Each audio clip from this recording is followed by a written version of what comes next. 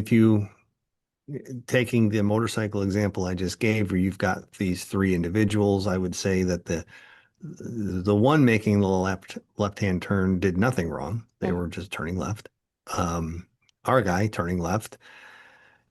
Could he have maybe paid a little more attention to what might have been behind that other vehicle? Possibly. He's Uh, supposed to be because he he's can't supposed make a to be left-hand turn until it's until he knows it's clear, clear. right? Um, did But could he anticipate that the motorcycle would come around the shoulder and and then you make a good point about point of impact.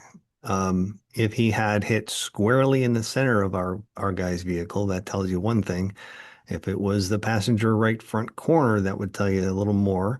If it was the center of the passenger door, that tells you a lot more. And if it was the back corner of the truck, passenger side, that tells you a lot more too. That maybe that motorcycle had plenty of time to kind of veer or avoid the collision. And I feel that that right there, what you said was the points of impact is important. I feel that that's the point that isn't stressed enough with our new adjusters when they are learning auto liability and learning how to determine liability. I feel because, for example, if you get the police report, and all claims team leaders will say, "Oh, get the police report," and that sort of thing, it will naturally put the fault at the person making the left-hand turn, but that doesn't mean he's negligent for the loss. We've got to look at a lot of different things, such as the damages. Maybe there's a camera on the poles that we can get a copy of. We've talked about that. You and I've talked Yeah. about all the other types of evidence that we can gather.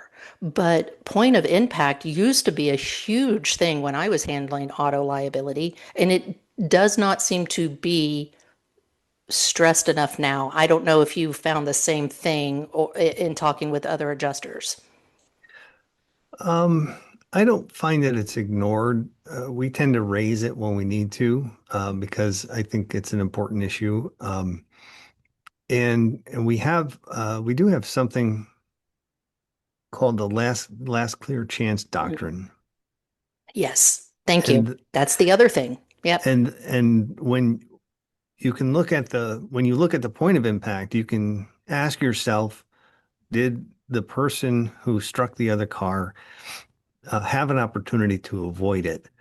And they can say, well, they shouldn't have turned left in front of me, so that's how it happened. But you saw them there, and Mhm. you had time. And how do you know they had time?